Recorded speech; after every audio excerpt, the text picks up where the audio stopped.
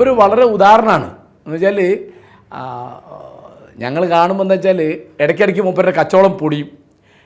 എന്താ വെച്ചാൽ വരുന്ന ആക്കെല്ലാം ചോദിക്കുന്ന ആക്കെല്ലാം വായ്പയായിട്ടും വെറുതെ ആയിട്ടും ഒക്കെ കൊടുത്ത് കടം കൊടുത്തോന്ന് തിരിച്ചു ചോദിക്കില്ല. അങ്ങനെ കച്ചവടം പൊളിയും. അങ്ങനെ 3 or 4 കച്ചവടം പൊളിഞ്ഞ് എനിക്ക് തന്നെ ഓർമ്മയുണ്ട്.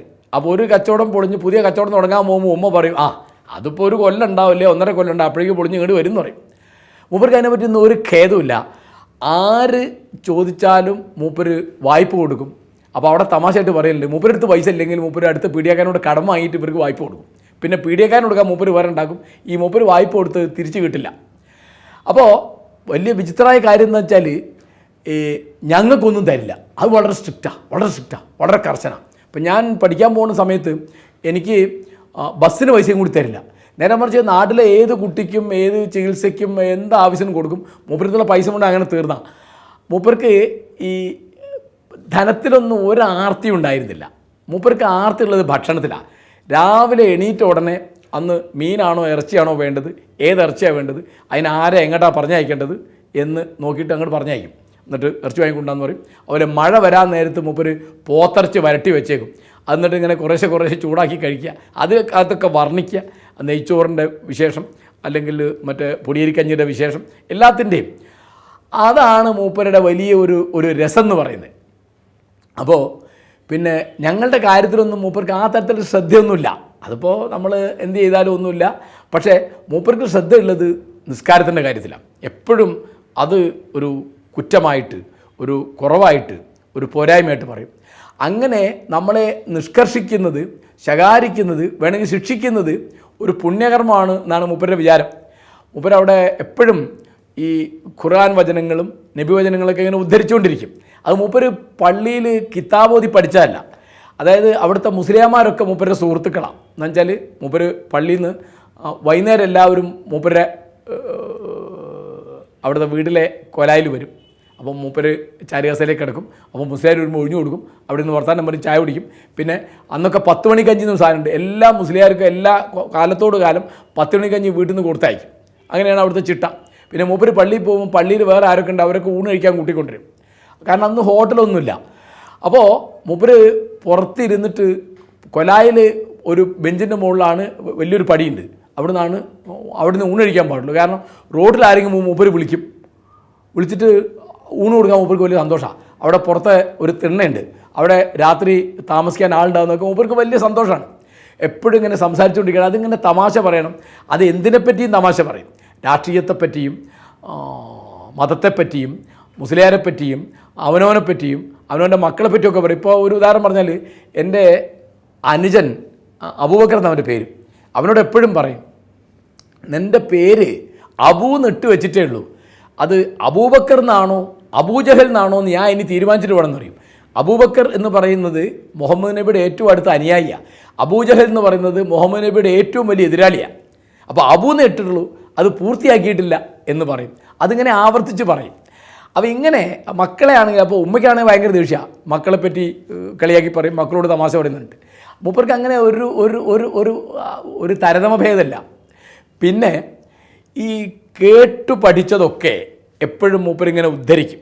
അത് അങ്ങനെയാണ്, നബി ഇങ്ങനെ പറഞ്ഞു, ഖുർആൻ ഇങ്ങനെ പറഞ്ഞിട്ടുണ്ട്, മറ്റേ അബൂബക്കർ സിദ്ദീഖ് ഇങ്ങനെ പറഞ്ഞു എന്നിങ്ങനെ പറഞ്ഞുകൊണ്ടിരിക്കും.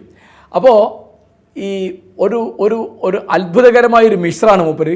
ഈ മതത്തിൻ്റെ ഈ ചിട്ടകളും, പിന്നെ ഞാൻ എപ്പോഴും ആലോചിക്കും, ഈ ഷൊളോം അലൈഹം എന്ന് പറഞ്ഞിട്ട് ഒരു വലിയ ഇദ്ദിഷ് എഴുത്തുകാരുണ്ട്. അദ്ദേഹത്തിൻ്റെ ഒരു പ്രസിദ്ധമായ കഥാപാത്രമാണ് തെവ്യ എന്നുള്ള ഒരു പാൽക്കാരൻ. അദ്ദേഹം യഹൂദനാണ്. തെവ്യ എപ്പോഴും വേദപുസ്തകത്തിൽ നിന്ന് ഇങ്ങനെ ഉദ്ധരിച്ചുകൊണ്ടിരിക്കും. അപ്പോൾ അങ്ങനെ വേദങ്ങൾ ഉദ്ധരിക്കുക അദ്ദേഹത്തിൻ്റെ പണി എന്ന മാതിരിയാണ് എൻ്റെ ബാപ്പ. ഈ തെവ്യാണെങ്കിൽ തമാശക്കാരനുമാണ്. അപ്പോൾ ഞാൻ തെവ്യയെപ്പറ്റി വായിക്കുമ്പോൾ, തെവ്യയെപ്പറ്റി ആലോചിക്കുമ്പോഴേക്കും എനിക്ക് ബാപ്പയെ ഓർമ്മ വരും. അപ്പോൾ എപ്പോഴും ഇങ്ങനെ തമാശ. പിന്നെ മൂപ്പർക്ക് ഈ തണൽ മരങ്ങൾ വെച്ച് പിടിപ്പിക്കുക, അതിലൊക്കെ വലിയ താല്പര്യമാണ്. പിന്നെ ആളുകൾക്ക് ഉപകാരം ചെയ്യുക, ഉപകാരത്തെപ്പറ്റി സംസാരിക്കുക.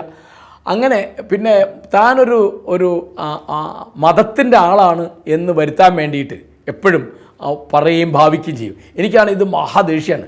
അതായത് ഭക്ഷണത്തോടുള്ള ആർത്തി കാണുമ്പോൾ എനിക്ക് അറയ്ക്കും. ഭക്ഷണമാണ് മൂപ്പരുടെ പ്രധാന ചർച്ചാ വിഷയം. അത് കഴിഞ്ഞാൽ പിന്നെ മതം, പിന്നെ ഈ തമാശയൊക്കെ.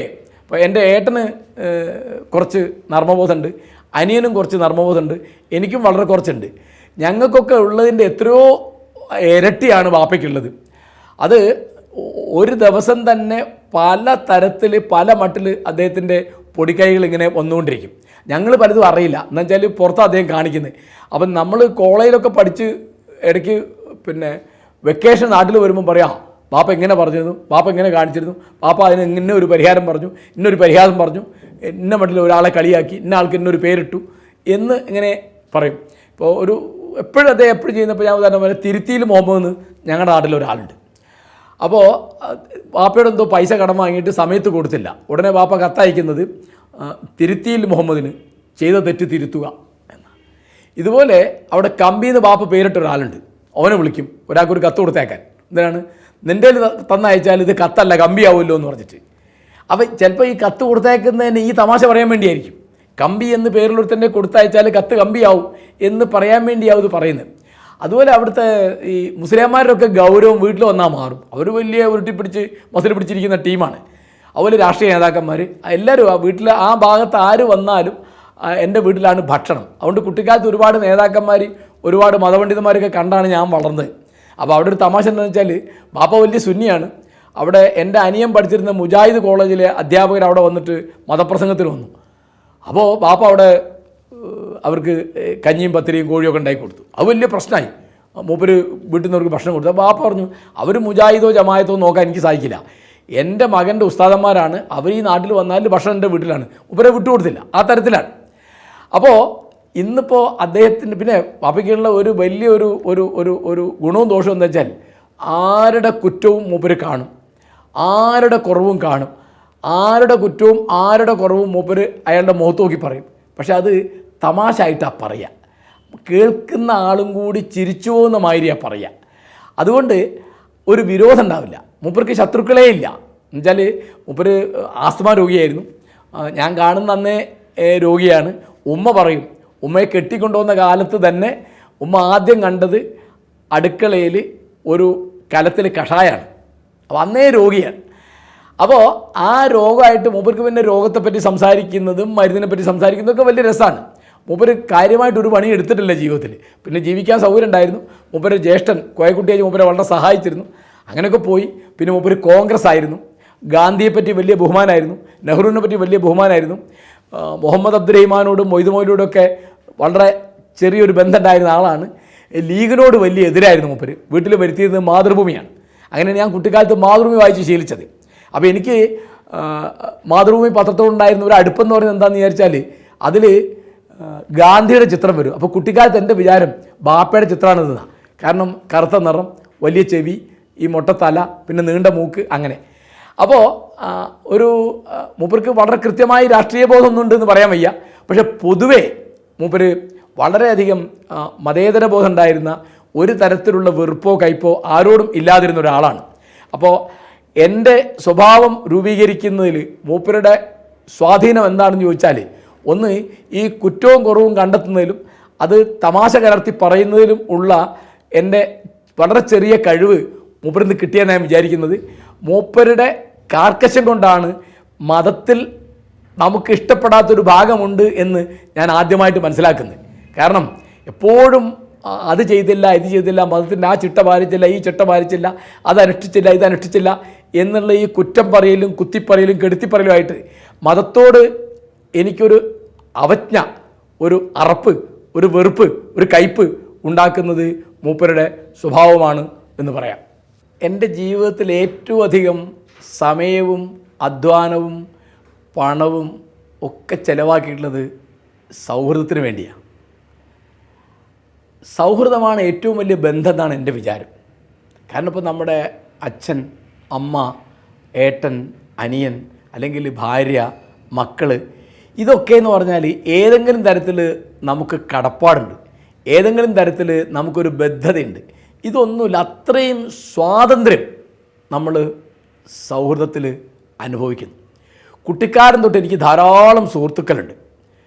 അതിൽ എനിക്ക് പറ്റിയ വലിയ അബദ്ധം എന്ന് പറഞ്ഞാൽ ആളുകളെ തിരിച്ചറിയുന്നതിലും അവരെ വിലയിരുത്തുന്നതിലും ഞാൻ വളരെ മോശം.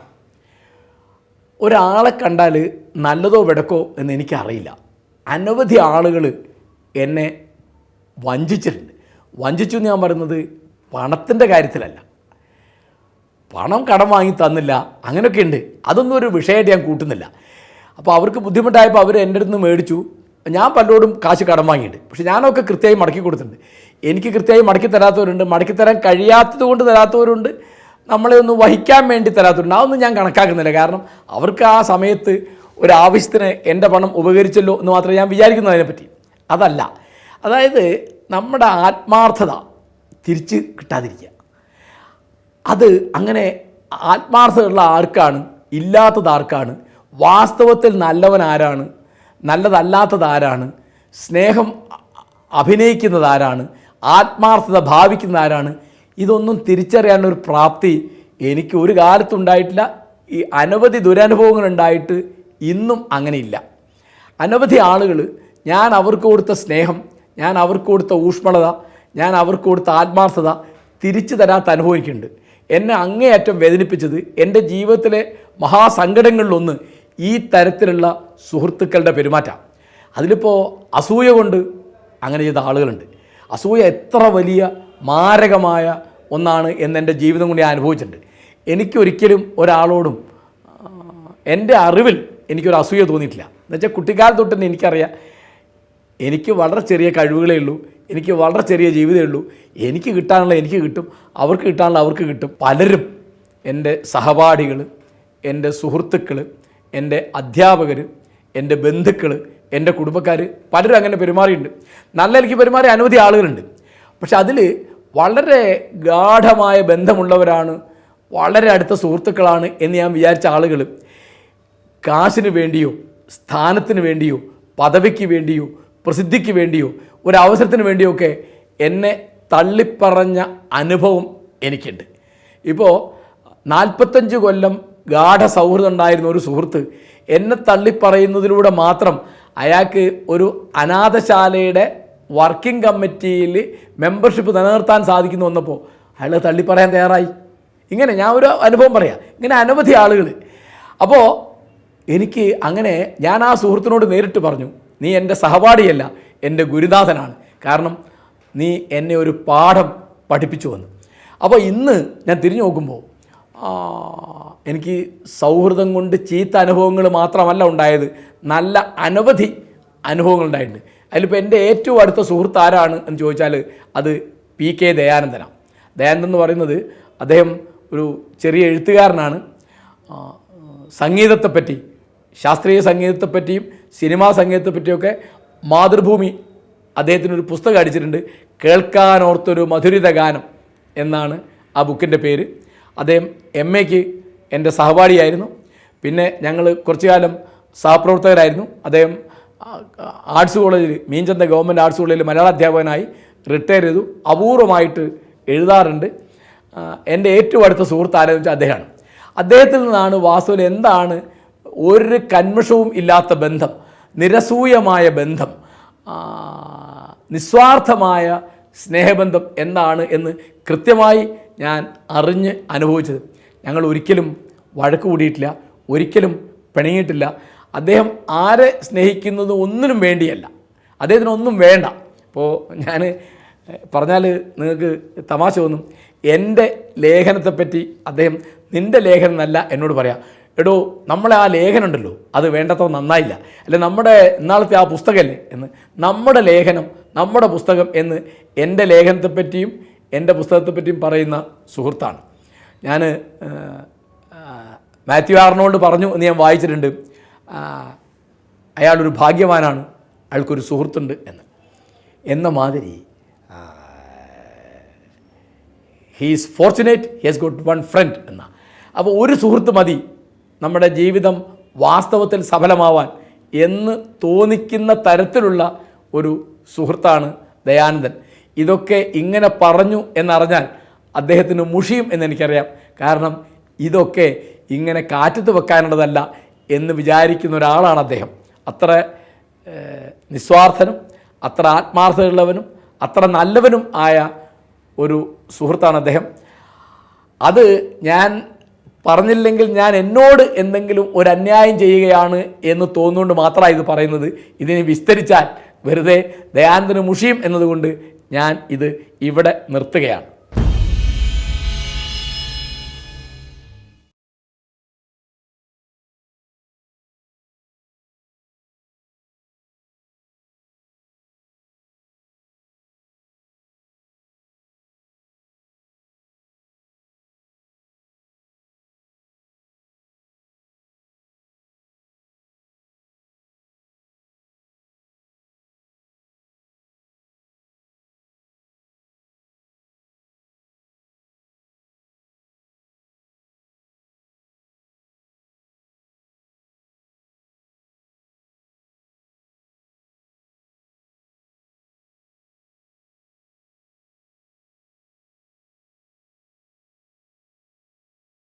കുട്ടിക്കാലം തൊട്ടേ വളരെ ഇഷ്ടമുള്ള ഒരു എഴുത്തുകാരനാണ് MT വാസുദേവൻ നായർ. ഞങ്ങളുടെ പ്രായമുള്ള ആളുകളൊക്കെ വളരെ കമ്പം പിടിച്ച് രസം പിടിച്ച് വായിച്ചിട്ടുള്ളതാണ് MTയുടെ കഥകളും നോവലുകളൊക്കെ. അദ്ദേഹത്തിൻ്റെ ഗദ്യമാണെങ്കിലും ചെറുകഥയാണെങ്കിലും നോവലാണെങ്കിലും ഒക്കെ. അപ്പോൾ ഹൈസ്കൂളിൽ പഠിക്കുന്ന കാലത്തെ ഞാൻ അദ്ദേഹത്തിൻ്റെ കൃതികൾ തേടിപ്പിടിച്ച് വായിക്കുന്ന ഒരാളാണ്. പിന്നീട് കോഴിക്കോട് ഗുരുവായൂരപ്പൻ കോളേജിൽ ചേർന്ന സമയത്താണ് ഞാൻ ആദ്യമായിട്ട് അദ്ദേഹത്തിൻ്റെ കോളേജിൽ നിന്നാണ് അദ്ദേഹത്തിൻ്റെ പ്രസംഗം കേൾക്കുന്നത്. അന്നത് ഗംഭീര പ്രസംഗമായിട്ടാണ് എനിക്ക് തോന്നിയത്. കാരണം അന്നേ അപൂർവമായിട്ട് അദ്ദേഹം പ്രസംഗിക്കാൻ പോകാറുള്ളൂ, ഇന്നത്തെ മാതിരിയും കൂടി പോകാറില്ല. അപ്പോൾ അത് വല്ലപ്പോഴും ആണ്, പക്ഷെ അത് അന്ന് ഗംഭീരമായിട്ടാണ് എനിക്ക് തോന്നിയത്. പിന്നീട് കോഴിക്കോട് നഗരത്തിൽ ഇങ്ങനെ തിരിഞ്ഞു കളിക്കുമ്പോൾ പല ഘട്ടത്തിലും അദ്ദേഹമായിട്ട് അദ്ദേഹത്തിൻ്റെ അനവധി കാര്യങ്ങൾ അറിയാനിടയിൽ ഒരു പ്രധാന കാര്യം, ഞാൻ കോഴിക്കോട് എൻ്റെ മൂത്താപ്പ NC കോയക്കുട്ടേജിൻ്റെ വീട്ടിലാണ് താമസം. പ്രീ ഡിഗ്രിക്കും ഡിഗ്രിക്കും പഠിക്കുമ്പോൾ 67 തൊട്ട് 72 വരെയുള്ള കാലത്തെ കാര്യം ഞാൻ പറഞ്ഞത്. അപ്പോൾ ഇതിൻ്റെ തൊട്ടടുത്താണ് NP മുഹമ്മദ് താമസം. NP മുഹമ്മദ് ഞാനായിട്ട് വളരെ അടുപ്പാണ്. ഞാൻ മിക്ക ദിവസം അദ്ദേഹത്തെ കാണും, അദ്ദേഹത്തിൻ്റെ വീട്ടിൽ പോകും. അപ്പോൾ NP മുഹമ്മദിൻ്റെ ഏറ്റവും അടുത്ത സുഹൃത്താണ് MT. അപ്പോൾ MTയുടെ എല്ലാ കാര്യങ്ങളും എനിക്കറിയാം. അതുകൊണ്ട് MT ആയിട്ട് ഞാൻ ഇടപഴകുന്നില്ല എന്നൊരു തോന്നൽ എനിക്കില്ല. കുറച്ച് കഴിഞ്ഞ് MA പാസ്സായി കഴിഞ്ഞ് ഞാൻ മാതൃഭൂമിയിൽ സബ് എഡിറ്റർ ട്രെയിനി ആയിട്ട് ചെല്ലുമ്പോൾ MT വീക്കിലിയിലുണ്ട്, മാതൃഭൂമി വീക്കിലി. പക്ഷേ അവിടെ നിന്നൊന്നും ഇപ്പോൾ അദ്ദേഹം അങ്ങനെ ആളുകളോട് ലോഹ്യം പറയുകയോ ആളുകളോട് ഇടപഴകുകയോ ചിരിക്കുകയോ കളിക്കുകയും ചെയ്യുന്ന തരമല്ല. ഒരു ഗൗരവക്കാരനാണ്. മാത്രമല്ല അദ്ദേഹത്തിൻ്റെ ജോലി ചെയ്യുന്ന ഒരാളാണ്, എപ്പോഴും സമയം കളയാത്ത ഒരാളാണ്. അപ്പോൾ അപ്പോഴേക്ക് തന്നെ അദ്ദേഹം ഒരു സിനിമാക്കാരൻ എന്നുള്ള നിലയ്ക്ക് അപ്പോഴേക്ക് നിർമ്മാല്യമൊക്കെ വന്നു കഴിഞ്ഞിട്ടുണ്ട്. ഒരു തിരക്കുള്ള തിരക്കഥാകൃത്ത്, സംവിധായകൻ, അങ്ങനെയൊക്കെ ഒരു പ്രസിദ്ധിയും തിരക്കും ഒരു അകലമൊക്കെ വന്നു കഴിഞ്ഞിട്ട്. അപ്പോൾ അദ്ദേഹമായിട്ട് എനിക്കൊരു വ്യക്തിബന്ധം എന്ന് പറയാനില്ല. പിന്നെ ഇത് വരുന്നത് എങ്ങനെയെന്ന് വിചാരിച്ചാൽ, ഞങ്ങൾ തമ്മിലൊരു വ്യക്തിബന്ധം വരുന്നത്, ഞാൻ കാലിക്കറ്റ് സർവകലാശാലയിൽ, പിന്നെ ഞാൻ മാതൃഭൂമിയിൽ നിന്ന് രാജിവെച്ച് ആർട്സ് കോളേജിൽ പോയി. ആർട്സ് കോളേജിൽ നിന്ന് അപ്പോൾ അതിൻ്റെ ഇടയ്ക്കൊക്കെ കാണുന്നുണ്ട്, എന്തെങ്കിലും 1-2 വാക്ക് സംസാരിക്കുന്നുണ്ട്, ചില ബുക്കുകളെ പറ്റിയോ ചില ആളുകളെ പറ്റിയൊക്കെ ചിലതൊക്കെ പറയുന്നുണ്ട്. അങ്ങനെയുണ്ട്. കാലിക്കറ്റ് സർവകലാശാല അധ്യാപകനായപ്പോൾ അതിൻ്റെ തൊട്ടടുത്താണ് തുഞ്ചൻ പറമ്പ്. അപ്പോൾ തുഞ്ചൻ പറമ്പിൽ ആ കാലമാകുമ്പോഴേക്ക് അദ്ദേഹം അതിൻ്റെ ചെയർമാനായി. ആ കമ്മിറ്റിയിൽ കാലിക്കറ്റ് യൂണിവേഴ്സിറ്റിയിൽ ഞങ്ങളുടെ ഡിപ്പാർട്ട്മെൻറ്റ് ഹെഡും എൻ്റെ ഗുരുനാഥനായിട്ടുള്ള ചാത്തനാത്ത് അച്യുതനുണ്ണി അതിൻ്റെ വൈസ് പ്രസിഡൻ്റാണ്. പിന്നെ MM ബഷീർ അതിലൊരു കാര്യമായ മെമ്പറാണ്. അപ്പോൾ ഇവരുടെ രണ്ടാളെയും കൂട്ടത്തിൽ ഞാൻ പലപ്പോഴും, ഞാനായാലും മെമ്പറോ കാര്യമൊന്നുമല്ല, അപ്പോൾ അവിടുത്തെ എല്ലാ പണിക്കും ഞാനും പോകും. അങ്ങനെയാണ് ഞങ്ങൾ കൂടുതൽ ഇടപഴകാൻ ഇടയാവുന്നത്. അപ്പോൾ തുഞ്ചൻ പറമ്പ് ഒരു സ്വന്തം സ്ഥലം മാതിരി, ഞാൻ അന്ന് എന്നെ കൊണ്ടാവുന്ന എല്ലാ ജോലിയും ചെയ്യും, MT ജോലികൾ എന്നെ ഏൽപ്പിക്കും, അങ്ങനെയൊക്കെ ആയി. അപ്പോൾ അങ്ങനെയാണ് ഒരു അടുപ്പം വരുന്നത്. പിന്നീട് എനിക്ക് മനസ്സിലായി അദ്ദേഹത്തിൻ്റെ ഈ ഗൗരവം, അദ്ദേഹത്തിൻ്റെ ഈ അകലം എന്ന് പറയുന്നത് ഒരു മനഃപൂർവ്വം സൃഷ്ടിച്ച ഒന്നാണ്. അദ്ദേഹത്തിന് വാസ്തവത്തിൽ ആളുകളോട് അങ്ങനെ അകലമില്ല. ആളുകളുടെ എഴുത്ത്, പെരുമാറ്റം, പ്രസംഗം, ജീവിത രീതി എല്ലാം അദ്ദേഹം ശ്രദ്ധിച്ച് മനസ്സിലാക്കുന്നുണ്ട്. അദ്ദേഹം അതിനെപ്പറ്റി അഭിപ്രായമൊന്നും പറയുന്നില്ല, കമൻ്റൊന്നും പറയുന്നില്ല എന്ന് മാത്രമേ വ്യത്യാസമുള്ളൂ. പിന്നെ ഞാൻ ശ്രദ്ധിച്ചൊരു കാര്യം, അദ്ദേഹത്തിൻ്റെ ഏറ്റവും വലിയ വിജയമായിട്ട് ഞാൻ കാണുന്നത്, അദ്ദേഹം ആരെയും മുഖസ്തുതി പറയാൻ സമ്മതിക്കില്ല. അപ്പോൾ അദ്ദേഹം സ്റ്റേജിലിരിക്കെ ആരെങ്കിലും പ്രസംഗത്തിൽ അങ്ങനെ അദ്ദേഹത്തെ പുകഴ്ത്തി പറഞ്ഞാൽ അദ്ദേഹത്തൊന്നും ചെയ്യാൻ പറ്റില്ല. ബാക്കി നേർക്ക് നേരെ അദ്ദേഹത്തിൻ്റെ വീട്ടിലോ ഓഫീസിലോ എവിടെയെങ്കിലും ഇരിക്കുന്നിടത്താണെങ്കിൽ ആരെങ്കിലും അദ്ദേഹത്തിൻ്റെ എഴുത്തിനെ പറ്റിയോ പ്രസംഗത്തെപ്പറ്റിയോ അദ്ദേഹത്തിൻ്റെ വ്യക്തിത്വത്തെയോ വല്ലതും പറയാൻ വന്നാൽ അദ്ദേഹം അത് ഉടനെ കട്ട് ചെയ്യും. അത് പറയാൻ സമ്മതിക്കില്ല. അപ്പോൾ ഞാൻ ഒരിക്കൽ അദ്ദേഹത്തിൻ്റെ കൃതികളെപ്പറ്റി ഒരു മാസികയിൽ വന്ന ലേഖനത്തെപ്പറ്റി പറയാൻ ശ്രമിച്ചപ്പോൾ രണ്ടാമത്തെ വാചകം പറഞ്ഞപ്പോൾ അദ്ദേഹം എന്താ പറയുന്നത് അറിയാൻ വേണ്ടിയായിരുന്നു. അദ്ദേഹം അത് സമ്മതിച്ചില്ല. ഇപ്പോൾ അദ്ദേഹമായിട്ട് വളരെയധികം മത്സരമുള്ള, അദ്ദേഹത്തോട് വളരെ വിരോധമുള്ള ഒരു എഴുത്തുകാരനാണ് ടി പത്മനാഭൻ. ടി പത്മനാഭനെ പറ്റി ഒന്നും അദ്ദേഹം പറയില്ല. ടി പത്മനാഭൻ എന്നുള്ള പേരേ പറയില്ല. ആർക്കും എതിരായിട്ടൊന്നും അദ്ദേഹം സംസാരിക്കുന്നില്ല. അദ്ദേഹത്തിന് മുഖസ്തുതി കേൾക്കണ്ട എന്നതുപോലെ തന്നെ പരദൂഷണവും കേൾക്കണ്ട, ഏഷണിയും കേൾക്കണ്ട. അദ്ദേഹം വേറെ ഒരു ലോകത്താണ്. എന്നുവെച്ചാൽ അദ്ദേഹം സാഹിത്യത്തെപ്പറ്റി ധാരാളം സംസാരിക്കും, ഭാഷയെപ്പറ്റി, സാമൂഹ്യ പ്രശ്നങ്ങളെപ്പറ്റി ഒക്കെ സംസാരിക്കും. വ്യക്തിജീവിതത്തെപ്പറ്റിയോ കുടുംബജീവിതത്തെപ്പറ്റിയോ അപൂർവമായിട്ടേ സംസാരിക്കാറുള്ളൂ. അപ്പോൾ ഒരിക്കൽ ഞങ്ങളൊരു ദീർഘയാത്രയിൽ ഞാൻ അദ്ദേഹത്തോട് ടി പത്മനാഭൻ പറയുന്ന പരാതികളെപ്പറ്റിയൊക്കെ അദ്ദേഹത്തോട് വിശദമായിട്ട് സംസാരിച്ചു. ഞങ്ങൾ രണ്ടാളും മാത്രമേ ഉള്ളൂ. അപ്പോൾ ഞാൻ ശ്രദ്ധിച്ച കാര്യം, അദ്ദേഹം ടി പത്മനാഭൻ എന്നുള്ള പേര് പറഞ്ഞില്ല. ആ സ്ഥലത്തൊക്കെ പറഞ്ഞത് അയാൾ അയാൾ അയാൾ എന്നാണ്. അതിന് ഓരോന്നിനും അദ്ദേഹം മറുപടി പറഞ്ഞു. ഇതിന് ഇന്ന തെളിവുണ്ട്, ഇത് ഇന്ന കാര്യം കൊണ്ട് നിങ്ങൾ വിശ്വസിക്കണം എന്ന മട്ടിലല്ല. ഞാനായതുകൊണ്ട്, എന്നോടായതുകൊണ്ട് അതിനൊക്കെ ചില വിശദീകരണം പറഞ്ഞു എന്നല്ലാതെ അതിനൊന്നും മറുപടി വരേണ്ട ആവശ്യമില്ല എന്ന തരത്തിൽ അദ്ദേഹം എപ്പോഴും മൗനം പുതച്ച് ഇരിക്കുന്ന ഒരാളാണ്. അദ്ദേഹം ആളുകളോട് ലോഹ്യം പറയുന്നില്ല, ആളുകളോട് ചിരിക്കുന്നില്ല, ആളുകളെ കൈപിടിക്കുന്നില്ല, തോളിൽ കൈയിടുന്നില്ല എന്നുള്ളതൊക്കെ വാസ്തവമാണ്. അപ്പോൾ ഒരിക്കൽ ഞാൻ ഇതിനെപ്പറ്റി ചോദിച്ചു, എന്തുകൊണ്ടാണ് ഈ അളവിൽ ആളുകളോട് അകലം പാലിക്കുന്നത്? അപ്പോൾ അദ്ദേഹം പറഞ്ഞു, എന്താ കാര്യശ്ശേരി ഞാൻ ചെയ്യാം, കാരണം ആളുകൾ, ഞാൻ സിനിമയിലുള്ള ഒരാളാണ്.